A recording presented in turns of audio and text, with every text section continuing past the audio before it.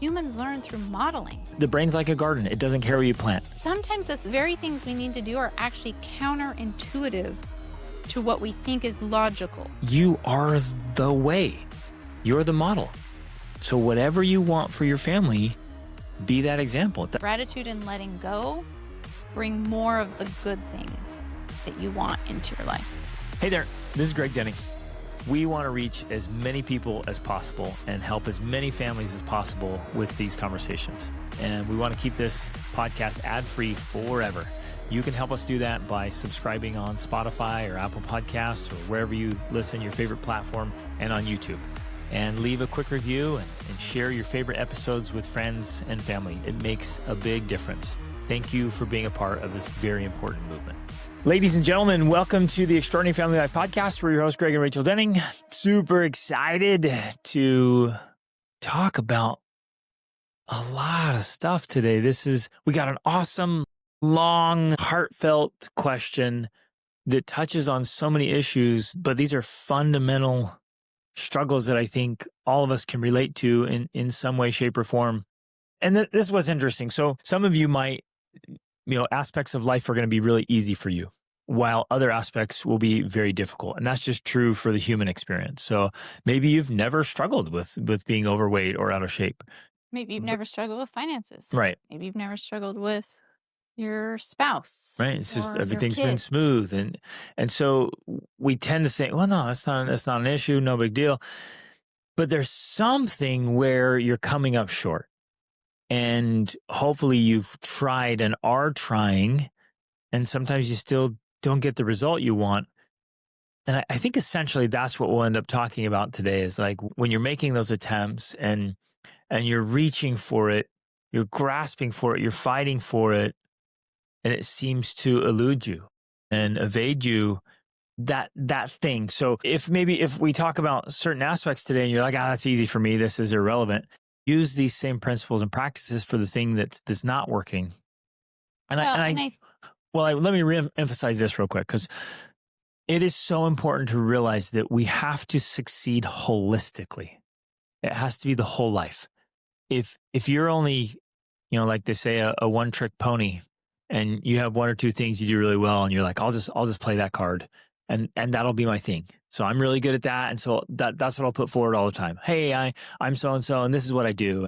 And that's what you're always putting out. And you just play that card and you put up that facade and everything's just hunky-dory and great and wonderful and all that thing. It's like, no, man, you're grossly underdeveloped and you're not well-rounded. And you can't just lean on that one thing your whole life. You have to become a whole man or a whole woman. And I think that if there is a common theme in the people who come to you for coaching, it's often that they are actually successful people. In a lot of ways. In a lot of ways. They've achieved a lot of success, but all of us in our quiet moments have that nagging feeling of like, well, yeah, we're successful, but I'm failing at that. Or I know I can do better. Or I know I could do better at that. Like I just had a new client come to me. He's like, hey, this is great, and this is great, and this is great, and this is great. I'm like, nicely done. He's like, but I know I can do better. I need to level up. And I'm like, you, sir, are literally my ideal client. That's who I love to work with, is people who are already succeeding, but they feel it's just in their core, in their soul. They're like, hey, I have more potential. I'm leaving potential sitting on the table. I know I can do better, and I know I can do more without sacrificing the successes I have made. Right, exactly. And so we're going to kind of talk about that today, because I feel that that's important. Many people in society today would be like, well, don't worry about that. You're succeeding in these things. Right. That's what matters. Well, that's a clear message, because you're okay. Here comes the rant. Like, society has settled into this pathetic mediocrity. It is really, truly pathetic. It's like, settle for what's best. Just do enough to not get fired. Just do enough to get the grade and not fail the class. And if you're doing okay at all, like, wow, fantastic, enjoy that. Why would you go for more? Why would you try to get better? You already have a couple of things going for you. Just be happy with that. Be content. Be complacent. What a garbage message and mentality and mindset to just settle and accept. But I was thinking more of people who have achieved even more than okay or mediocre, like they are doing really well. I mean, we're talking about people that are making millions of dollars in their business, or really succeeding in finance, or whatever it is, like their thing. They're really super healthy. They've worked out a ton. But we're saying you can't, and you already mentioned this, you can't just ride on those successes, even though society would tell you, well, that's great. You're succeeding in that. Right. If this is falling apart, oh well, like it's the cost. That's what's required Or for it's that just success. life. It's just life. Yeah. You can't succeed in everything. And while we're saying that's true, you can't succeed in everything. Our philosophy, our approach, and what has worked for us pretty well is that you can succeed in the most important things and holistically succeed in them. So you Yep. can succeed in your relationships, your marriage, your parenting, your finances, your health and fitness, your spirituality, like the six major things. You can succeed in those. Yes, you will have to sacrifice other things in order to succeed in those things, but too often people are sacrificing those things in order to have success on the board or in this organization or participating in that thing. All the while, their family relationships suck and their children hate them. And we're saying, no, let's pay attention to the things that matter most, give that our energy and focus, and really find that success, the true success, fulfillment, and meaning in life that brings the greatest joy and happiness. That is possible. Yes. So that's what we want to talk about today. That's what we want to focus on. I'm personally will get probably philosophical, metaphysical, because I have lived this experience. I've lived this journey, and so I'm going to be sharing that aspect of it. And so, I and think then I'll be you'll have some sharing more. and opposing.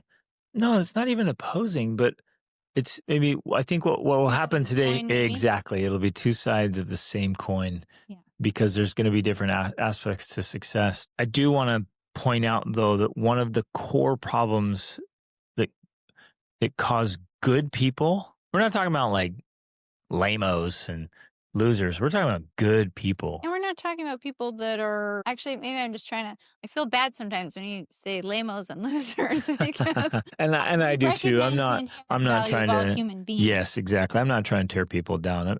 I'm just talking like the the iconic person's like, I'm just going to do drugs or alcohol, or I'm going to go out and just sleep with as many women as I possibly can and just party as hard as I can. Even that person has inherent value, has things that they can teach me and I can learn from them, that has a beautiful soul.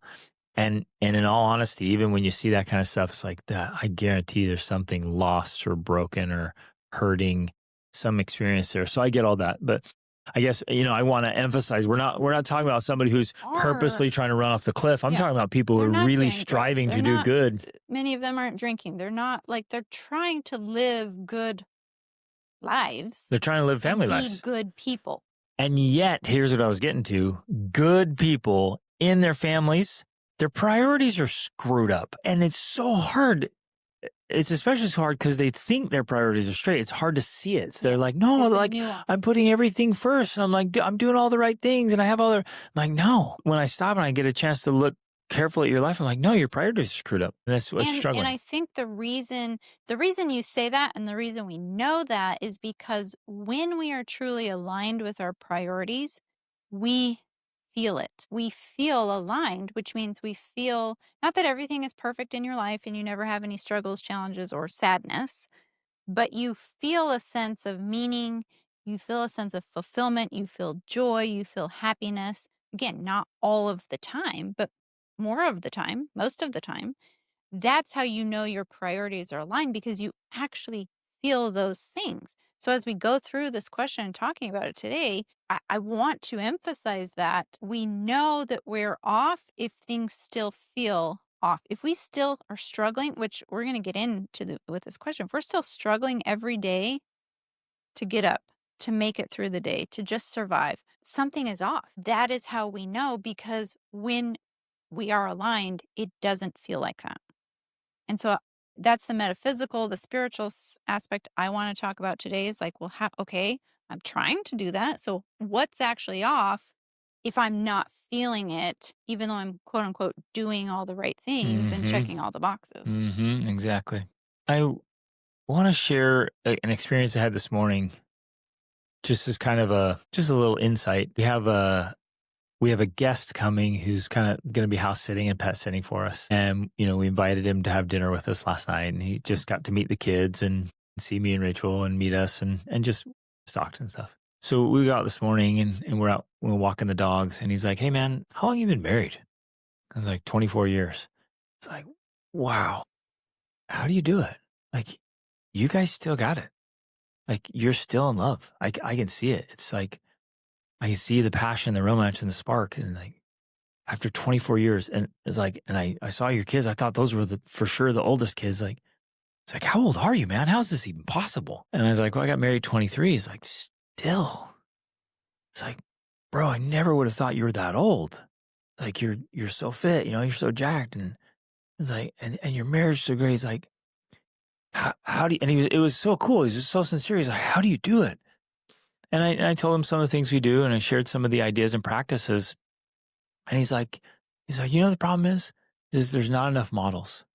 Mm-hmm. He's like, you are the second in my whole life. And he's in his 30s.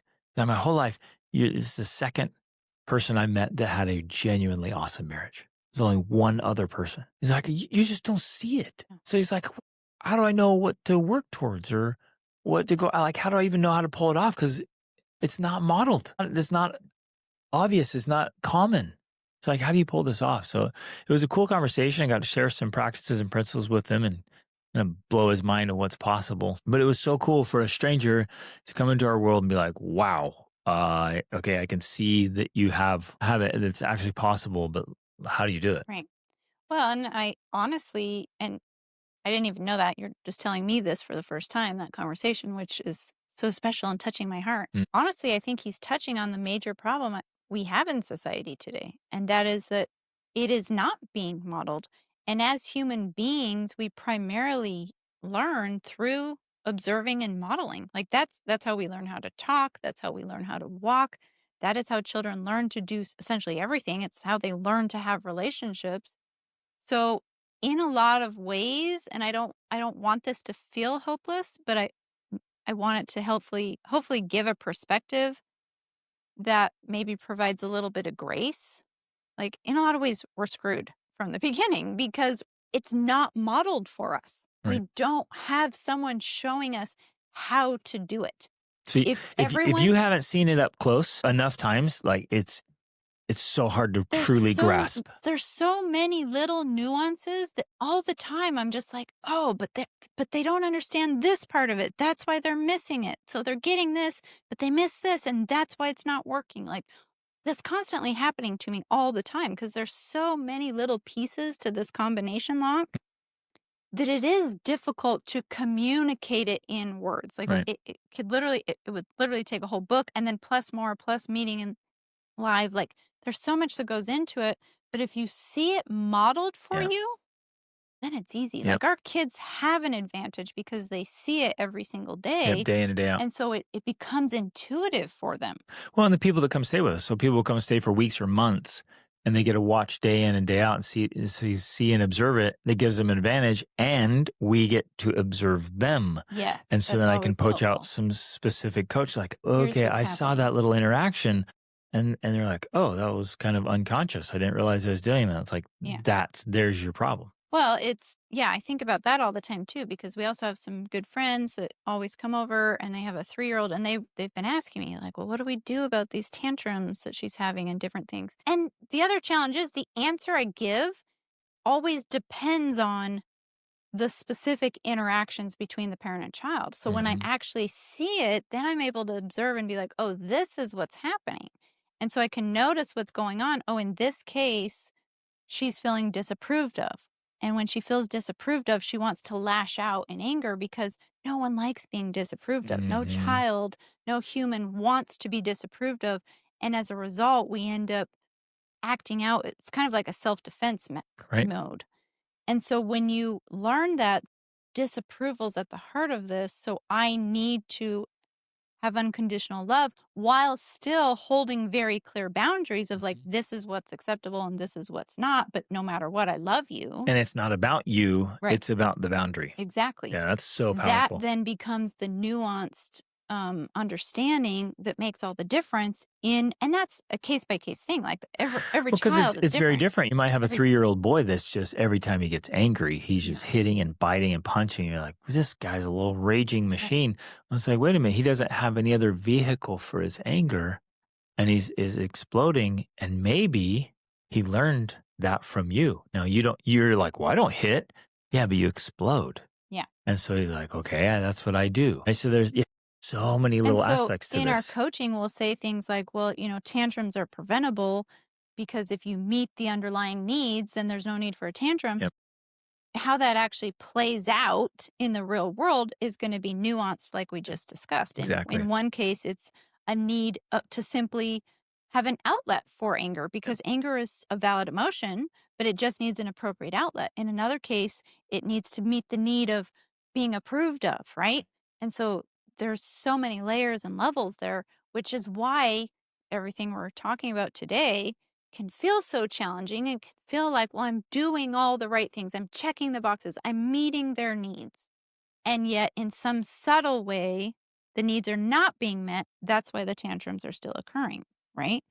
Man, this is fun. And this isn't the topic today, but it's so It's fun to not, think but through because I remember meeting these families and these moms with the best of intentions had very, very tight schedules. They would only allow their kids to eat meals at this time, and that time. And that was it. No food in between, no snacks in between. Everything was scheduled. And the kids were just breaking down and having these problems. Like, why is this? Why is this? Like, well, the kids are hungry. yeah. I literally can see your kids are hungry and they're having a meltdown and they're fighting and they're having all these tantrums at the same time every day. You know why? Because they're hungry. She's like, well, that's a problem though, because we only eat at this time. Like, where did that come from? You made that up. So it's collusion. It's self-sabotage. It's creating their own problem by having some arbitrary strict rule they think brings order and structure. It's like, no, it's like you're Causing chaos. yeah, your attempt at order is causing the chaos. Right. Which is challenging because there is truth to the fact that when you have order and structure, that brings more stability to the family. But But it has to it be the can right all it kind. has to be the Yeah. right kind and the right way. Yeah. It has to be nuanced, it has to be flexible. So that is why it can be so challenging. So I guess I'm emphasizing this so that we have a little more grace for ourselves and we realize we're at a disadvantage. We haven't been shown, we haven't been modeled, we haven't been taught. We're trying to figure it out. We're doing the best we can. We're listening to the podcast. We're reading the books, but there's still, and this is true for us too, there's always going to be things, little things that we're missing. And unless you become very self aware, it's difficult to figure out what that is. Now I'm Now, gonna grab the other side of the coin sure.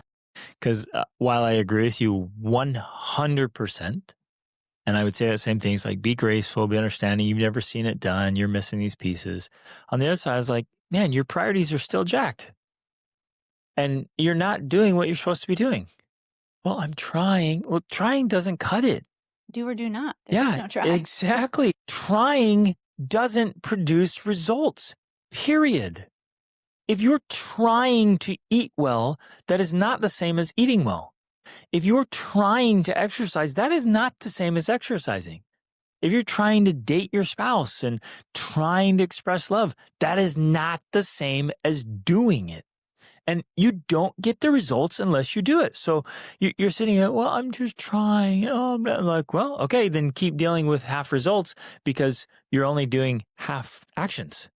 And yes, that is also true. But I want to flip the coin again because there's the messy middle. There's the part where in some ways you are actually trying because you're making new attempts. So like, you did it one way and now you're trying to do it another way and it's not working, but you're trying because you are trying to get a different result. And Mm-hmm. so it's experimenting, it's failing, it's floundering, it's faltering. I think the problem where most people fall is that they stay in that space forever. Not literally forever, but like people will stay there for months or years. You and I, that's one advantage we have. We don't do that. We try and we accelerate that trying and we shorten the time span so that we figure out what actually works and then we do the thing that works. And this is one of our core principles is that I teach all the time is you can collapse time with Yeah. intensity. So you turn up the volume of your effort, your attempts, your experiments, all that, and it shortens the time. So we don't have to be in there for months or years. We can be in there for weeks. We're like, either this works or it doesn't. Right. We're turning up the volume here. We're Yeah. turning up the lever. And so we'll keep experimenting and doing different things, but if it doesn't get the results we're after, we're like, okay, next, move on to the next thing. And we keep trying new things and moving through it quickly rather than like, well, let me keep trying this thing for the next 3 or 4 months. No, like you can know whether it's working or not. Yep. Like it's not rocket science. And we'll dive into that today because some of the elements here, and again, we're given this big long preface here because it's so It's a comprehensive topic, exactly, yeah. and it's complex. Some of the things we're going to talk about are really truly black and white. They're so simple, and people just aren't doing them. And the other things are more nuanced, or a little more finesse, a little refinement, a little tweaking, a little bit of iterating, and some of those aren't as clearly black and white. But on the black and white ones, you guys, if the formula is 1, 2, 3, just follow the formula. But I don't know what it is. It's so difficult for most people to just do exactly what you need to do. Right. And do it consistently. I throw this out for the vast majority of human beings. You lay out a clear formula, like do this exactly for the next 30 days and watch what happens. They can't do it, or they won't do it. I think the other challenge that crops up is that people also aren't paying close enough attention to recognize what is actually a result. Because this actually comes up in our coaching. We'll be talking to parents and they're like, well, I'm trying these things. You're talking about these strategies and it's not working. Even though I am seeing slightly improved behavior, but it hasn't gone away completely. And I'm like, okay. And we emphasize this point. We're like, you can't change destinations overnight, but you can change direction. And so when your child starts to change direction, they're slightly nicer. That is a positive result. Yeah, you're moving in the right direction. Worked. Yep. Even though they're not over here in a new destination behaving exactly the way you want them to, they have changed direction. Yeah. So that's a result. And people don't it's like it's not good enough for them. They're like, oh, well, they changed a little bit, but not all the way. So that doesn't work. I'm giving it up. I'm moving on. And it makes sense. Let's say, you say you did something unconsciously, but you did it wrong for 5 years, 10 years. And then you're like, this is not working. And so we share some new tools and strategies. So they start implementing them and they start, oh, it was better. Things are better. It's working better. It's like, okay, then it's working.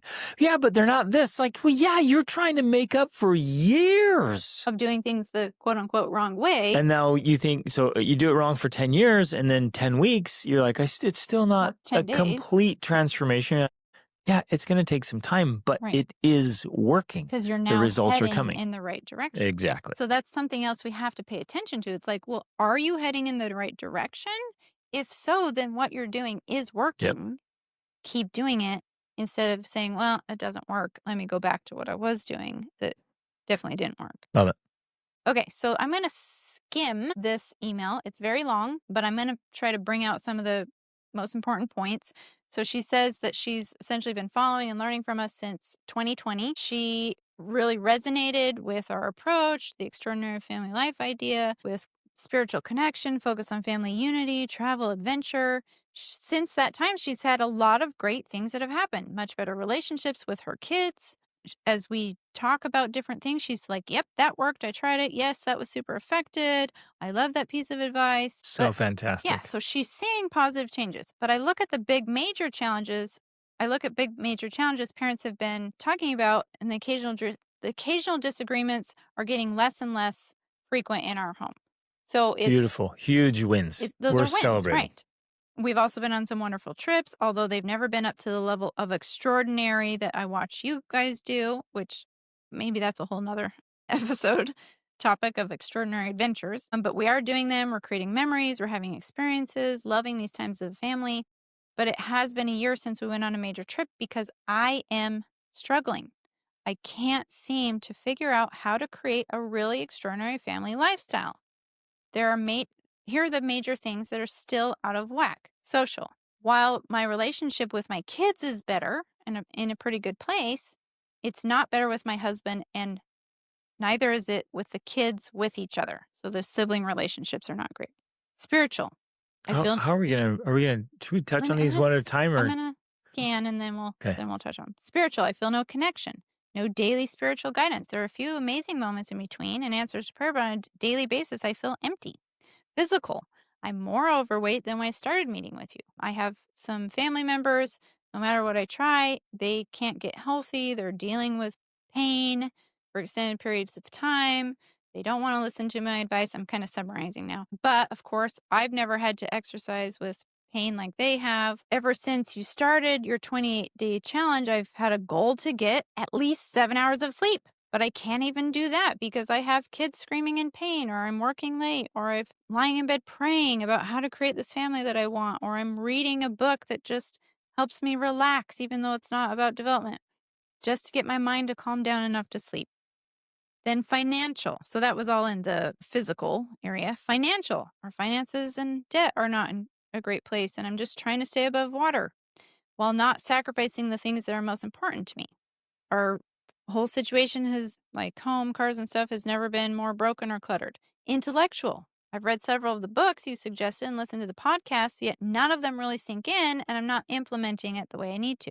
The last 2 years have been full of some major changes, one after another. Some of the things I have learned are one, I can only change myself. The knowledge and tools I have to respond to challenges and to create an extraordinary family life are completely up to me. Bad stuff happens to everyone. So the problem has to be that I don't have the knowledge and skills to deal with the things in the best way possible. I'm not saying I'm failing because bad things are coming my way. I'm just saying I'm failing because I haven't trained myself to handle those things. Two, second thing she's learned from us, it's all about emotion. I start and I end each day with prayer of gratitude. I read scriptures, uplifting affirmations, good books. I listen to podcasts and other trainings aimed at making real change. I'm exercising, yet I'm losing hope. Deep down, I believe that real change is possible. Somehow I have to be missing something because every day has become just about making it through the day.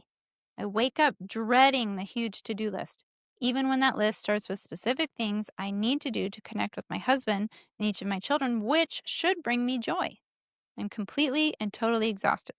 My kids are getting older. I'm closer to moving out every single day. I can't seem to make the big changes to create that extraordinary family life I want. What am I missing? As I've listened to a lot of your stuff this week, it seems that most people, including you guys, Greg moving out at 16, Rachel losing her dad to cancer, having your financial problems in 2008, many people have to hit rock bottom before they can make the big changes. They hit this horrible place emotionally, financially, spiritually, socially, and physically. Is there a way to make big changes without getting to that point? Yes. Because I'm really close and I don't want to go there. Yes. Wow. So much. This is good. I'm literally taking notes so Good. we can hit these points. Fantastic. Um Do you want to begin at the end or? I want to begin by applauding, celebrating, like making sure we emphasize and point out all the good things that are happening, all the improvement, all the progress. It's so easy for all of us to beat ourselves up. Like we make this huge trek and transformation and we totally transform our lives. And we go over and we look at the refinements we need to make. Like, I'm a loser, never get anything right. This is terrible. And you're like, no. Look back. Look how far you've come. Look at all the good things you've done. So celebrate that like crazy. Pat yourself on the back. Like feel good about who you are and who you're becoming and the direction you're going. That is so important. Because I'm in a minute here, I'm about to rant and throw down. And if you don't remember all the good you're doing, it's gonna feel like you're not doing anything good. It's like, oh, it's terrible and I am a loser. No, you're doing so well. It's so fantastic. And this is true for all of you. Please notice the things you're doing well and celebrate that.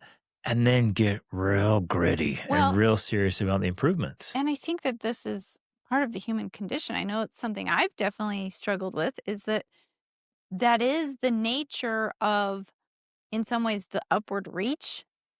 It's another two-sided coin because we have to be simultaneously so grateful and appreciative of everything we've already done and already accomplished and how far we have come, while also recognizing where we want to go and what's still falling short and What's still missing? Like, that's the biggest challenge because it is real, but too many of us, and this is myself included, only tend to focus on what's missing, what Yeah. I still haven't achieved, what I still haven't done, where I still haven't gotten, instead of being filled with this gratitude for everything that has happened.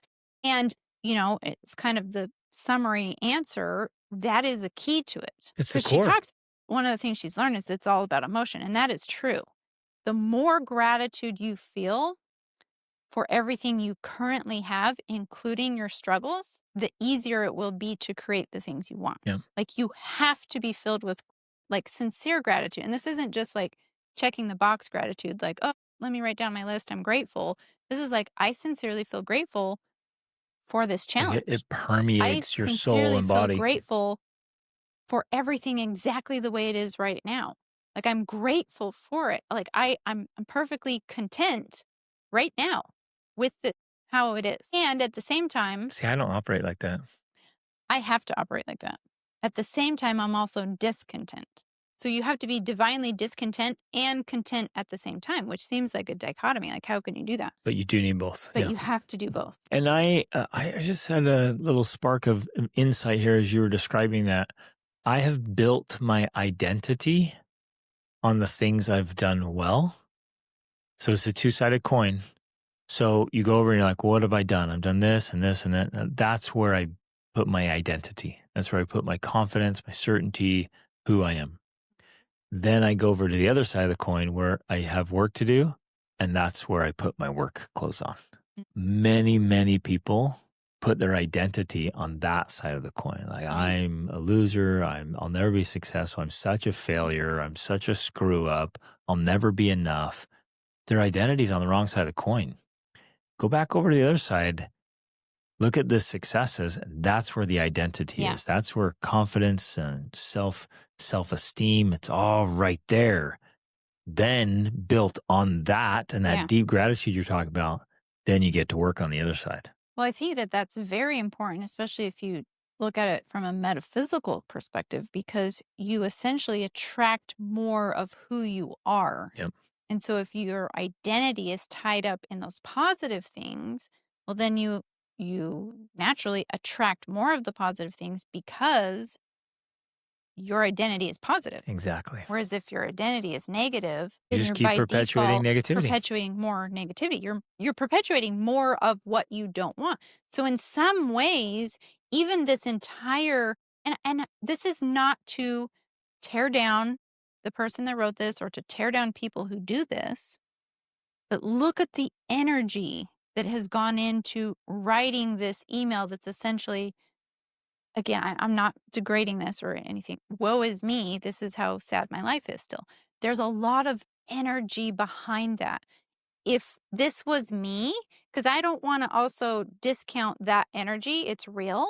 If it was me, I would spend a lot of energy in writing this out and then destroying it, releasing it, letting it go, throwing it away, burning it up, because that's the process I'm trying to create. I'm taking all of this negative energy of like, my life is bad, it's horrible, it's not as good as I want it to be, and I'm going to get it out. And then I would spend a lot of energy in writing out what I actually want with emotion, with feeling, visualizing, like just manifesting it and sending that positive energy to what I want. Now, I also don't want to discount the importance of seeking for help. She's Well, seeking help, right, and that's good. exactly. And hopefully this exercise was a form of venting and processing, because that is really healthy. Yes, it It's is. like, oh, I'm just feeling this. I'm going to get it on paper. And so she writes this long email just getting it out.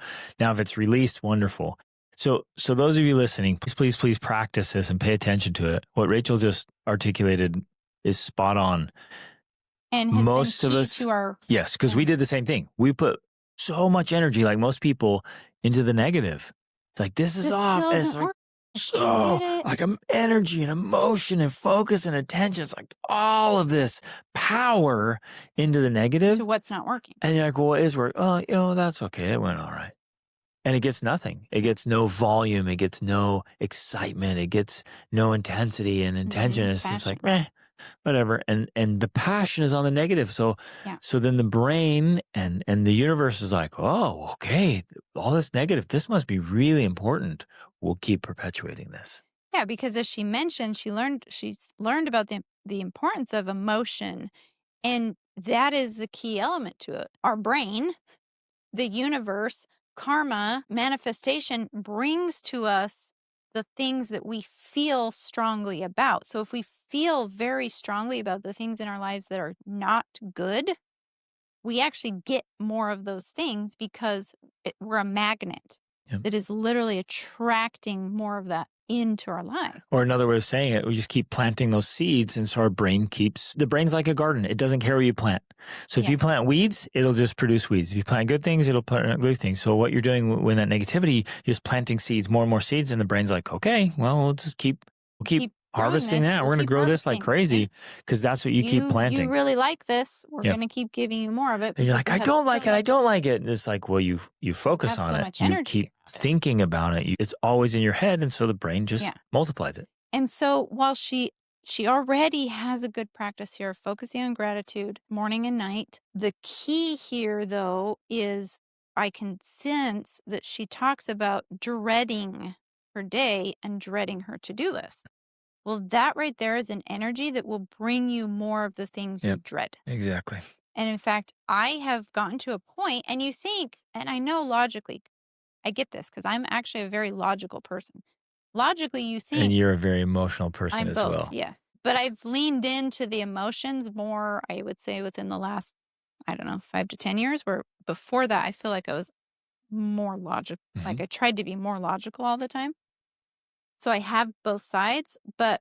And to be clear, you will regularly vent negative emotions as you're processing out loud to get them out, up and Absolutely. out. Yeah. Yes. So I guess I share that because I don't want everyone to think like we never get frustrated or, bothered by the things that aren't working out right, how we want them to be better. Yeah. But she's talking about the dreading of the day, and I had to learn that I don't go about my day that way. I go about my day doing the things that bring me a little bit of joy and happiness. That's where it starts. Even the slightest thing that seems enjoyable, pleasant, happy, joyful, that's where I spend my energy and attention. That's where I put my focus. And you think, well, but I have to get these other things done. Well, if you're doing them with dread and anger and annoyance and irritation, you're only creating more of that in your life. You have to either find the joy in doing that thing or just don't do it. And I know that sounds completely illogical. I agree with you completely. I'm spot on with what you're saying. But she said even the to-do list of things to connect with her husband and connect with the kids and do these positive things. Wait, why? If you're doing it only to check it off, no, but hold on. It doesn't work. Yes, that's true. But I'm backing up. It's like, wait, why would we dread what's going on here? And this is like a coaching session, but it's true for everybody listening too. It's like, why do you dread good, enjoyable things? Because I hear this often. It comes up. It's like, women like, hey, you get to go to the gym and you get to eat good food and you get to hang out with your kids. Like, wait, what's going on? Wait, why would you dread going to the gym? Why would you dread, taking your dog on a walk? You have a dog and you love to walk your dog. Like, why are you dreading this? Like, you're going, oh, man. It's like, sometimes we get in a mindset or just an emotional habit and we have to stop and catch ourselves like, wait a minute, why on earth would I dread good things? There's something there. And sometimes it's just unconscious or it's a bad mental habit. You're attaching a different meaning to it. If I go cuddle with my husband, then he's going to want to have sex. And so I don't even want to cuddle with my husband. It's like, wait a minute. Why don't you go cuddle and then have sex? Like, great. That's going to produce way better emotions. Well, yeah. Like you get to cuddle and have sex. Fantastic. Like, wait a minute.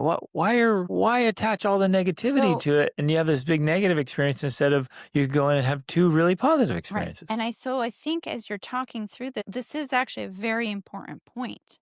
Like this was something that I had to learn how to break down and break apart in my own self-awareness journey. Because I realized I would be dreading quote unquote good things. And as I began to understand my own psychology better And I realized, oh, well, I am. And that was like a story for me. Like I was dreading interacting with you, kissing you, hugging you, because that was going to lead to sex at some point. And when I realized that, well, yeah, why am I dreading good things? And I thought, oh, it's because then if we have sex, that interrupts my schedule. And then I'm not going to get to all my stuff. And then I'm not going to get through my to do list. And then I'm not going to be an extraordinary mom because then I'm not going to have my kids doing the assignments and blah, blah. Like I had this whole list of things that were going wrong if I engaged in something like that. Or that, I mean, who knows? Like, then you're going to want sex all the time. And then I'm going to never have time to do anything because you'll always be wanting sex.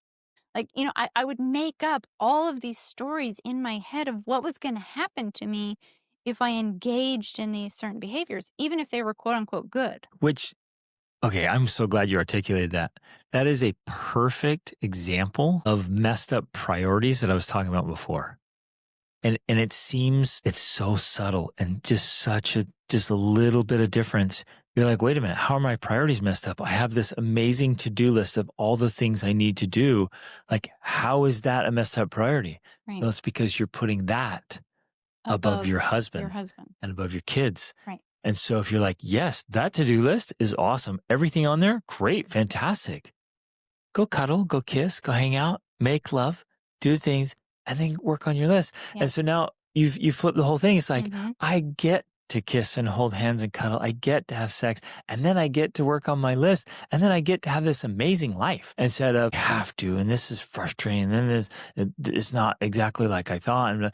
And so then you spend the whole day grudging, blah, blah, blah, blah, and you don't get through your list anyways. And your husband's pissed and your kids are resentful and you're just angry. So you go eat the whole Oreo package and you're like, okay, how was your day? It sucked. Well, why? You created that whole scenario. You create it by these slightly misaligned priorities and mindsets. Yeah. Because if your priority is to improve your relationships, and especially if you want to improve the relationship with your spouse, well, one of the top priorities you should have is more sex. Yep. Like that should be on the priority list. 100%. That should be on the to-do list, Now I also get how, especially for women, this is not the case for men, like sex becomes something you dread. One, it seems like another thing to do, another need to be met. Two, that's partly because women don't know how to have pleasurable sex. They're literally not enjoying it. So it just feels like a chore. So then, of course, it is something to dread because you're like, I'm doing this for him. I'm doing it because I'm supposed to. Check the box. It's not fun. It's not playful. It's not pleasurable. Like, what a drain, right? So then you realize, okay, well, that's the problem. Maybe what I need to do is figure out how to have better, more pleasurable sex. Like, maybe that's the thing that's holding me back here. Maybe that's the problem. And so in this whole thing you're talking about, like that's I'm emphasizing gigantic. in this whole thing you're talking about, when you're saying get your priorities straight, you might think in order to create this extraordinary family life, I need to plan more trips. And I'm using this example here. I don't know all the scenarios. We're simply using it because it's here. You might think it's planning more trips, but really maybe it's having more sex or figuring out how to have pleasurable sex. There it is. That's what I was going to say. Like, go to your husband, ladies. If you're not having amazing sex, go to your husbands and say, hey, I want to have absolutely toe-tingling, off the charts orgasms. Let's figure this out. Will you help me? And he will say, absolutely. Yes, every day. Yeah. And that's the thing that shifts. Right. And so we're using this as an example because I think it's an easy example, but this is one of the things we're talking about when we say your priorities are off, because you think it's all these other things that have to get done. And we're telling you, no, it's something like this that will literally change everything. Because trust me, if you start having mind-blowing sex as a couple, people are going to notice. Like this guy you're talking, that's one of the reasons we're still in love. We have mind-blowing sex like multiple times a week. That is a key element here. And so because we have those priorities in check, it helps everything else in our life to go better. Yes, but people from the outside, they miss that. They're like, I want a great relationship like you guys have. And you're like, well, then you need to be doing this, this, and this. Yeah, but, I got my to-do list and I'm busy and this and that. And okay, there's your problem. Right. Another thing that's going to come up, and I wanted to get to this because it comes up all the time. It's like, well, I don't feel very attractive or sexy because I'm out of shape and overweight. And it's like, okay, boom, there it is. And so that needs to be addressed. And this is where it's real. This is where the black and white. It should not. I want to first say it shouldn't stop you from having better sex. 100%. Now, I agree. Just lean into it. Go for it. But it came up, and it comes up with everyone I talk to. And if it doesn't come up, I bring it up because the body is the vehicle for everything you do. And so it needs to be in a good, healthy condition, right? Do you have to be able to do a marathon? No. Do you have to be like shredded and lean? No. But you need to be healthy. You need to have energy. You need to look good. You need to feel good. And this is where, so at the very beginning, I was like, hey, there are black and white things and you just need to do them, period. This is one of those things. And like, specifically with this one, if you're gaining weight, it's because you're eating too much. And it doesn't take more time to eat less, right? So you can never, ever use that as an excuse. I just don't have time. Well, stop eating as much as you're eating. You're overeating. And it's like, that is just the simplest biological formula. Consume fewer calories than you're burning and consume better calories. So you're focusing on protein and fats. So you should be eating meats and cheeses as the bulk of your diet. Women especially do need carbohydrates. So sure.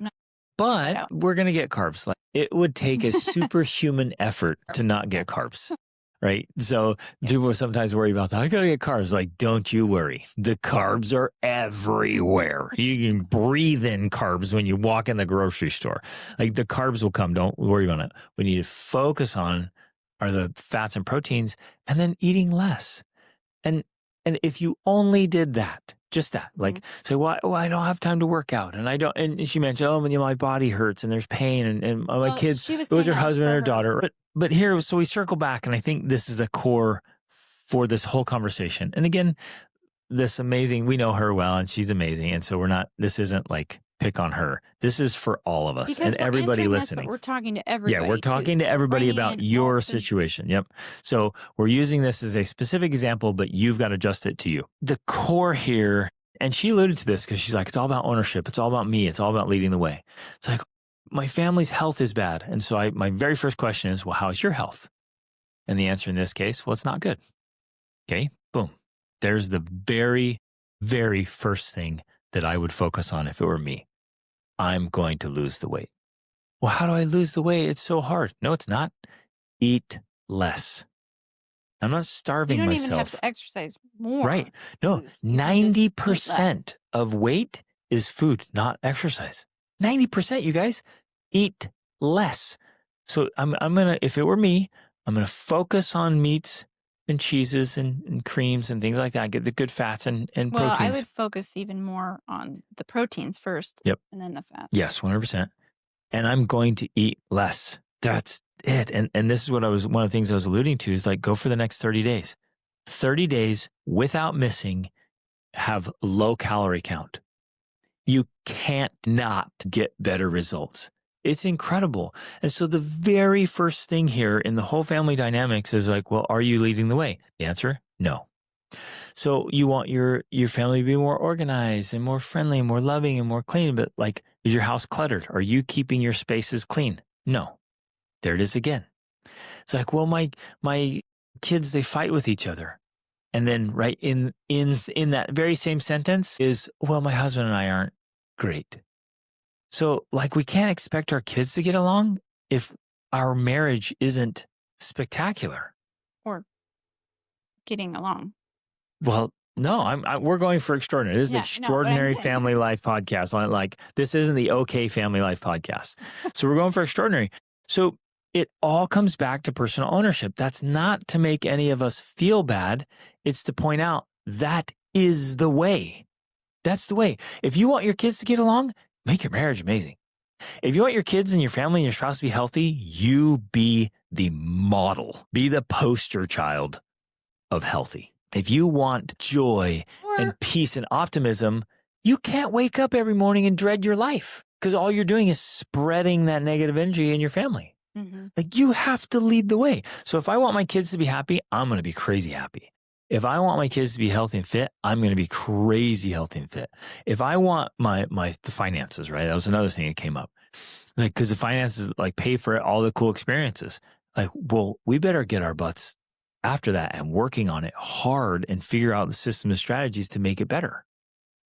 Right? Like it starts with us as the parents. And I can hear people saying, I could hear her saying, but I'm trying to do that.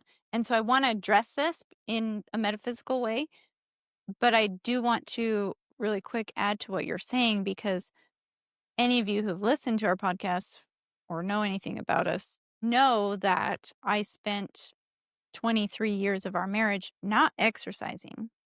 And yet, yes, I gained weight when I was pregnant and stuff, but otherwise, I've practically maintained the same weight. And that was only because of what I ate. It had nothing to do with exercise. So I was able to stay thin simply by my diet, meaning I ate less calories, right? Then I didn't eat more calories that had me gain weight. I was eating few calories. Now, I'm not talking about starving myself. Like I ate fine. I ate great. And until you're full. In until fact, I was full. you're always like, oh, I'm full. I'm full. Yeah. But it's the amount that's the healthy amount for your body. And, Exactly. and you feel full. Now, Right. when you first initially start, if you've been overeating and you eat what your body's supposed to have, you're going to feel hungry. Yeah. But it's only a couple then your body days. has to adjust, and then you realize I'm actually full with less food. So that I'm saying essentially that works because I did it for like 23 years, not exercise. And I still was able to keep off the weight simply because I was eating less. Sounds weird because I wasn't eating less. I was just eating the healthy amount for me Right. that was equal to the amount of calories I was burning from normal activity, which wasn't hardly anything. Right. So it's totally possible. That's such an important point. Yeah, you you don't can even get have to. thin and look good without exercise simply by how much you eat and the Yes. quality of what you eat. Exactly. Because that was the other very important point is I always ate quality food. I was reading the ingredients on everything. I was trying to do whole foods. Like I was very strict about what I was eating. And that was what made the difference. Now, on the other side of like, okay, you're saying, Greg, do all these things and lead out. Well, that's what I'm trying to do. That's why I'm emailing you. I'm going to say something that sounds This is the far side of the coin. You're not doing it. Trying and doing is not the same. You're not doing it. Trying and doing is not the same. And then the other thing is, and I know that people get this, and yet we don't get it. When we're talking about doing it ourselves, when we're talking about you can only change yourselves, we're talking about you have to focus on yourself. You have to stop focusing on your family. And that sounds weird, especially as like a mother. You can't focus on your family. And you might be saying, oh, what do you mean? What are you, how do you not focus on your family? I'm talking about, I spend most of my time thinking about myself. And this is not in a selfish way, but this is in how do I make myself better? How do I feel better? How do I find my joy? How do I find my peace? How do I get my health? That's where my energy is spent. Because all of that time I spend thinking about trying to fix, control, change everyone else in my life, my husband, my children, that's what you're talking about again, where my priorities are off. I can't get results for them. Yeah, I can pray for them. I can think about them. But until I am leading out with it, I can't influence them. I can't help them change. I can't help them grow. I can't help them want to listen to me or respect me or take my advice. Because unless I have the results, they will not listen to me. So it comes back to I'm literally spending most of my time on me because that's what I control. If I want and I literally do this, if I want my children to practice an instrument, I am going to start practicing an instrument. If I want my children to start exercising, which they do because of you, I'm going to start exercising. If I want them to eat better, I'm going to start eating better. And I'm going to control that and I'm going to lead out and I'm not going to give up when they don't follow along and say, oh, I'm not going to try this anymore because I don't care about them. Yes, I do care about them, but I don't because mostly I care about me getting the results, which will then influence them. And I'm saying that this might take some time because, again, if you've been doing something one way for 10, 20, 30 years and you start changing, it could take some time for your family to say, oh, wow, mom's getting these results. Maybe she does have something to say. Right. Maybe she does have something to offer. Maybe I should listen to her because she knows what she's talking about. It's dropping the extra 30 pounds and keeping it off that they finally go, oh, wow. Okay, that really worked.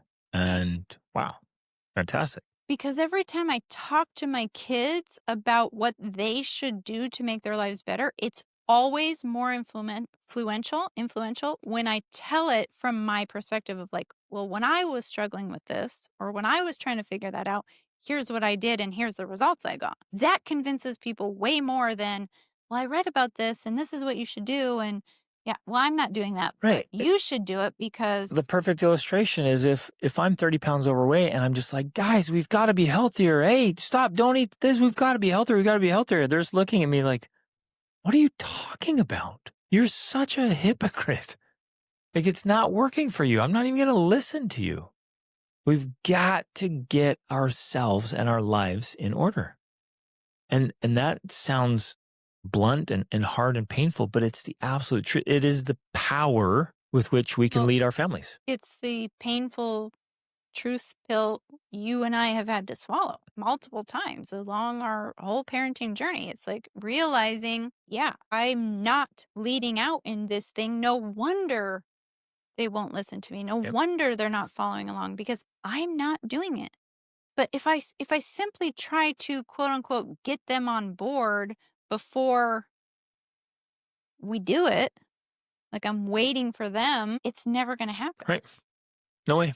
And it'll always be a battle. And it'll create resentment and separation. Yeah. Well, going back to where we started, kind of, it's like humans learn through modeling.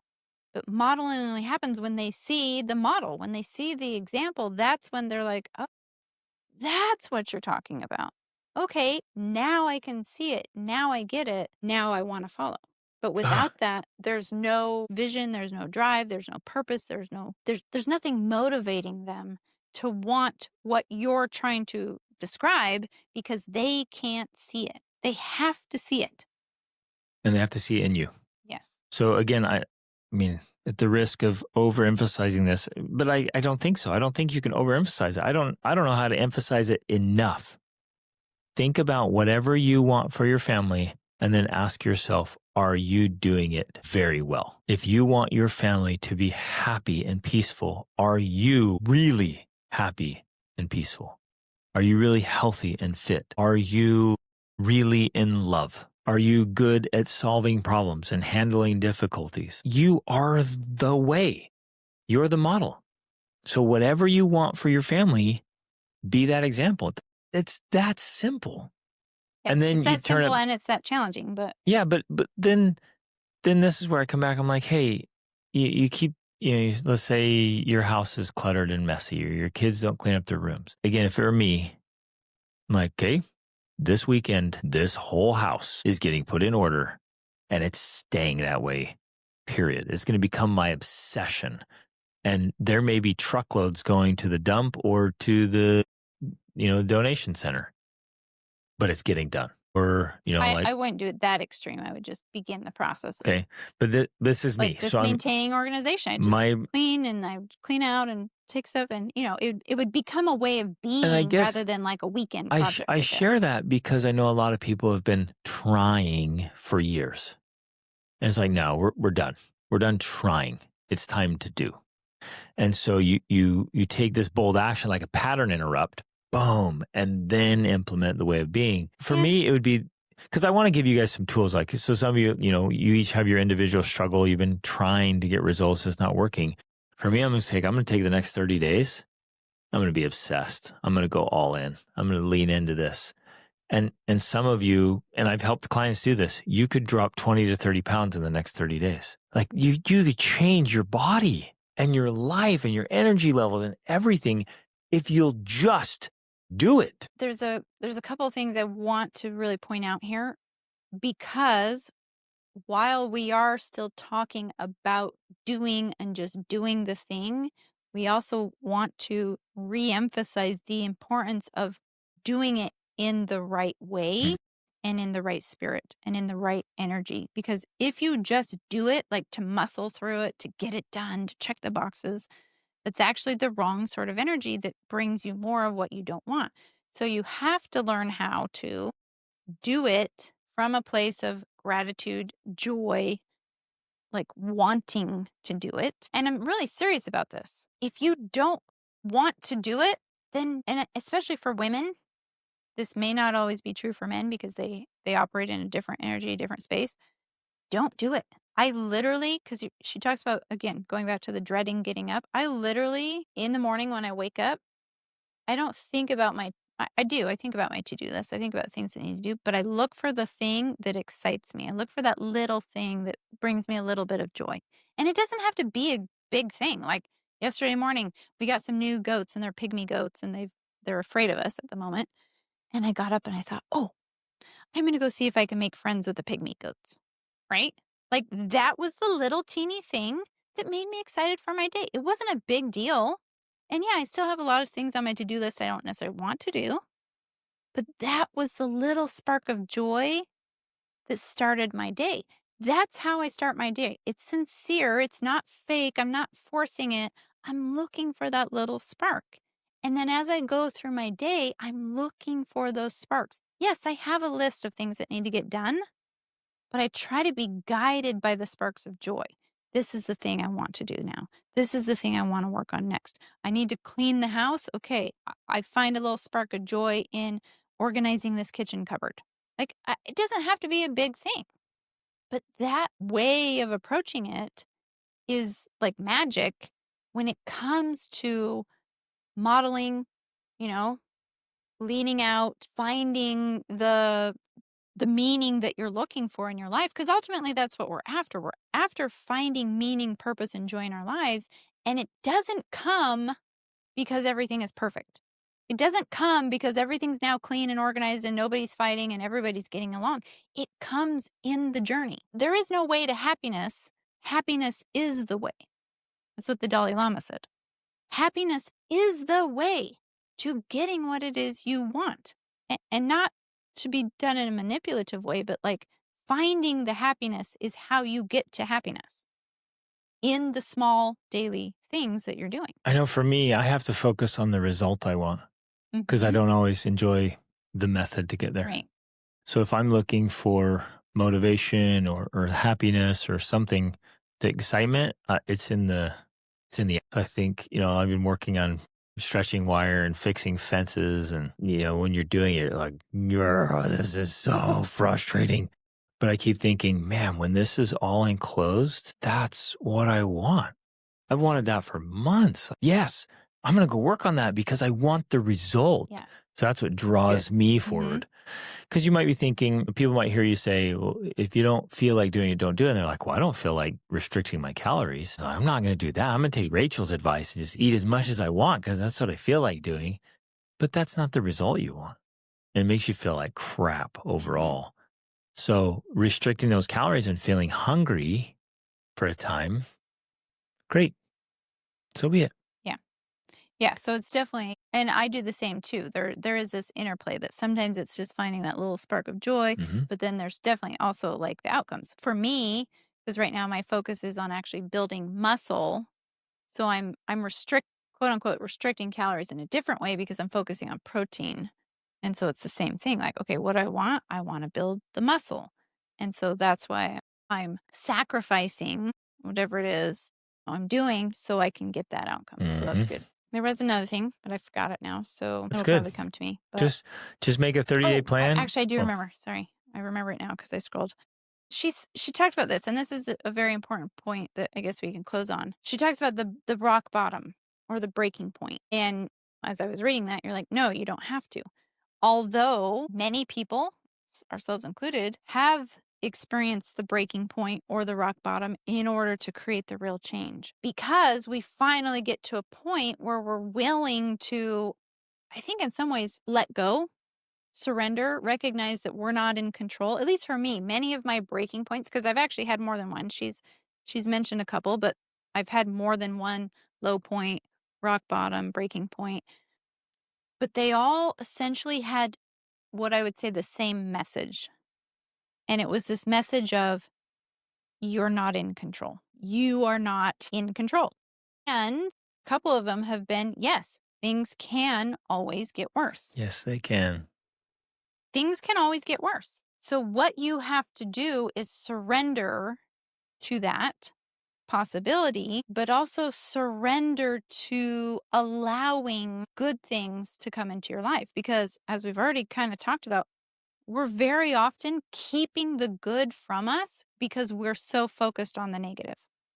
We are so focused on the energy of what we don't want, of what's not working, of what's not going right, that energy is keeping the good things from us. It's like self-sabotage. We're preventing the good by focusing on the bad. And so reaching that rock bottom or that breaking point forces you to let go. It forces you to release. It forces you to surrender. It forces you to allow. And that right there, if I could summarize it, that is the energy that brings good things into your life, along with, of course, gratitude. Gratitude and allowing, gratitude and surrender, gratitude and letting go bring more of the good things that you want into your life. I love that. So we don't have to wait for the breaking point, but we should mentally create a breaking point or a low point and think through it, and then sincerely get into that state of surrender. Right. And most people get to a breaking point, ourselves included, because we keep tolerating the pain until it gets so bad we can't tolerate it anymore. Trying to force, we're tolerating, but we're also like forcing certain things, misaligned priorities, like we're forcing the wrong things, and force in general. Like even when in this things we're talking about it is more of an energy of allowing or surrendering or flow. You could also word it that way. It's more of a state of flow, right? You're flowing towards the outcome you want. You're working on the fence. It's hard work, but it's energy toward the outcome you want rather than energy focused on forcing and controlling. And this is the yes. And there's been so many examples in our life of that. But this is the two-sided coin part, where the other side of the coin is like, I'm going to keep working on this. Once I make sure it's the right target and the right effort. Once I get clarity on that, I'm going to keep pounding that thing until I get the result I want. And maybe that's a more masculine thing. It is definitely more masculine, but I also think the key element that you mentioned there is that you're focused on the right ideal outcome. You're focused on, like you already said, the result you want. Because I think this is true even with you, because it happens sometimes if you get in the wrong state where it's more of a negative focus, things don't go smoothly. You're getting stung by hornets and you're like bleeding and cut. But if you're in a better energy state, focusing on the positive results, it's like it's less force and it's more allowing, and it's a better energy that helps you accomplish the project, even though it's still hard work. I'm not saying it's not hard work or strain or struggle. That's still there, but it's flowing more easily in the right direction. That's what I'm trying to explain imperfectly here is like there is this energy behind it that, yes, even in the strain and struggle and work and sweat and tears, you can have it be miserable or you can have it be enjoyable. Almost enjoyable. 100%. Yeah. Yeah, it's beautiful. So I guess, those of you listening, thanks for listening. Thanks for being here. And if you need more tools and resources, that's why we created our courses. Literally why we take all these tools to get all these results and put them in there. And we've created lists. Like, this is exactly what we have done to get the results we enjoy. And so it's all in there. But my point here is get crystal clear about the result you want, and love the word obsessed. Just get obsessed with that thing and make it this point of focus. And yes, life is going to happen. There's going to be distraction. There's going to be difficulty. So what? If you want that result and it's the one you want, lean into it and keep going until you get it. And don't let up. But you have to keep balancing this is fun. that I know we keep going back and forth. I think it's both sides of the same coin. It is both, because at the same time, you have to, it's like I'm trying to put it into words. It's like, yeah, you don't let up, but you also have to let go Yes. because you keep in mind the outcome you want. But here's the challenge: you keep in mind the outcome you want, but you think it's going to be accomplished by doing XYZ. And so you keep pounding XYZ, and then you're like, why isn't XYZ working? Because you have to let go. It's going back to what we talked about, that maybe what you need to do on the to do list is your husband, right? Mm-hmm. You need to be having sex instead of trying to accomplish the list. You need to be doing something that brings you insane amount of joy, even though it feels like a waste of time because you're in debt and you're trying to pay. You're like, sometimes the very things we need to do are actually counterintuitive to what we think is logical, to what we think logically makes sense. And I felt this so many times in my own, because I've told you, like, I am a logical person. I'll be like, we need to make money right now. It makes no sense for me to go make love to my husband. It makes no sense for me to go to the beach. But often that's the exact thing I need because that puts me into a better state, more positive energy, which then makes it easier for me to make money. It Mm-hmm. makes it easier for me to interact with my kids because I feel more positive. And So then you come back and you sometimes, have better ideas and exactly. you're in a better state. And so then this is where you go to the other side of the coin and you're like, well, you need more clients. Okay. Well, how do I get more clients? By emailing or making calls. And this is where people fail on the to-do side. They're like, well, so maybe even in this case with the email, it's like, well, we need more clients because that'll increase our income, more clients. Like, okay, well, what's the best way to get clients? Who are your ideal clients? What's the best way to get them? It's like, well, you reach out to them. Okay. Well, how many people have you called in the last week? 6? It's like, it should be 60 Or 600. or 600. Exactly. So that's the other side of the coin of like, if that's the most effective way to get new clients, then make 600 calls as quickly as possible and then do another 600, then another, and just pound that stone, but do it from this great state From of a positive happiness and state, not clarity a and state of positivity, dread, a state of obligation, a state of worry, my life scarcity. sucks. Yeah. Yeah. And so that's why this is challenging to articulate all of this because it's the yin and yang. It's seemingly opposing forces. It's seemingly opposing and contradictory concepts, actions, feelings. And yet that is the challenge. That's where the magic They lies, is when balance we each can other. learn to do that. Like, okay, I'm going to do what needs to be done, but I'm going to do it from a state of gratitude and joy rather than dread and obligation. I'm going to take some time to do the things that don't seem like they are, helping me make progress. But those things are going to help me make progress because they're going to put me in the right energy state. This is the balance that's difficult to navigate, and yet it's key. Yeah, it's so It's the important. answer. Yeah, it is. And so as you're sitting there thinking, well, I want to have a great relationship with my spouse. I want to have a great relationship with my kids. I want to have the extraordinary family life. It's so easy to think, okay, well, I need to do more things and sign the kids up for more activities and drive them all over the place. And like, well, no, you need to really connect with them deeply in the in way that really connects for them and for you. in fact, in some ways I would say, while we are very much doers, like we do, do all day long. Like that is actually how we recover, we rest, we find pleasure, we find joy, we find productivity. Like that's our main thing that we love. I would also say you have to learn how to do less. So we talk about doing a lot of things, but I want to emphasize you have to do less.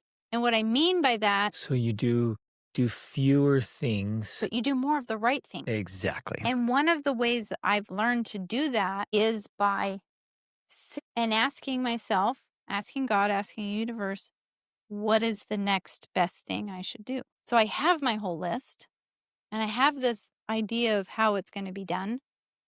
But it's when we come to that centered place of internal guidance and intuition that we get the answers we actually need for the moment, Hmm. that's going to bring us the real meaning and fulfillment. And the results. So instead of trying to Because do 100 things, You Yeah, find you the might top just do 20 3 and you or maybe just you do do 3 in those a day. incessantly. But it comes from that real inner knowing, and that's the key, and that's what makes the difference, because you're not just checking things off just for the sake of checking them off. You're actually being guided by this noble ideal that connects with your inner potential, that becomes your guide. I know it sounds Mm-hmm. crazy, but that really is something there that's so important, that when you can learn to do that, it makes all the difference. It's not just about checking off the list. It's not just about getting things done. Yes, that's important, but it has to be intuitively guided. It has to be divinely directed in order for it to be the actual things that will make the real difference. Beautiful. I Whew, love that. that's a lot of stuff. It is, and it's getting to that And maybe spiritual center too. yeah, the spiritual center. And maybe this sounds even more confusing. Maybe you guys are like, what are you even talking about? Greg and Rachel, like, what is going on? But when we get to this place where we feel like I've tried all the things, I've done all the stuff, I'm checking the boxes, I'm doing the stuff, and I'm tired, I'm exhausted, I'm dreading, that's when we have to just let go. We have to breathe. We have to be in the moment. Maybe you literally need to take a few days doing nothing. And you think, well, I can't because there's too many bills and too many things that need to be done. I don't care. I've done this multiple times. I will take that time off and I will just sit with myself and I'll find my center and say what actually matters most. And I'm going to do those things and those things only. And it's during those days while you're resting that I'm out pounding the stone, getting things done, moving But you know mountains. what? Okay. Yes, that's fair. But I don't want that to be a dissuasion. If a woman thinks, well, I can't do that because I don't have that support from my husband, I don't care. Do it anyways, because it will make you more powerful, and that power is going to be more. Well, if you do it well, you'll have more clarity, and the clarity is what is And the real power. clarity will You work on is the right everything, things. Yeah. right? Because otherwise, we're running around like a chicken with our heads cut off. We're not knowing what we're doing or why and how and what not. We have to have clarity, and we have to move forward with clarity. And then when I get that clarity, and I know, and it can be something, it can literally be this, because this is sometimes what will happen. I'll say, I need to clean up my space. And then I will put all of my energy and attention and focus into cleaning up my space. And that's what I will do. Everything else will wait because I got clarity about that one thing and now I'm doing it. And I will do it until it's done. And then I'll go to the next. What's the next thing I need to do? Okay. I'm going to do that. And I do it until it's done. Now, when I say do it until it's done, it might take me 6 days, or whatever, a couple weeks. But I keep working on it every day until I get that thing that was clear in my mind, because you think it's not connected, but it is. You think, how is cleaning up my space going to help me make more money? Well, because when you order your space, you order your mind. Mm-hmm. So bringing order to your space is actually clearing out negative energy. It's helping things let go, move through. Money is energy. Money is flow. So when things flow more in your life, when you clear out the clutter, you honestly are actually making more space for money to flow in your life. That's like true metaphysics there. So very often the actual thing I need to do is something that doesn't make sense, because you think, well, I need to work on my business. Well, no, actually, you need to clean up your desk. You need to clean up your space. Now, of course, it can go too far to the other side where that's all you do. You're like, I'm cleaning up my desk every single day for 6 months. You know, that doesn't work either. But that's why it's so key to have this intuitive centering that guides you, so yeah, today I'm cleaning my desk. Tomorrow I'm sending 600 emails. Exactly. And that's where the execution really matters. Love it. But they both matter. They 100%. both matter. But you just have to know when to do which one. Okay. Okay. Thanks, guys. Love you. Reach upward.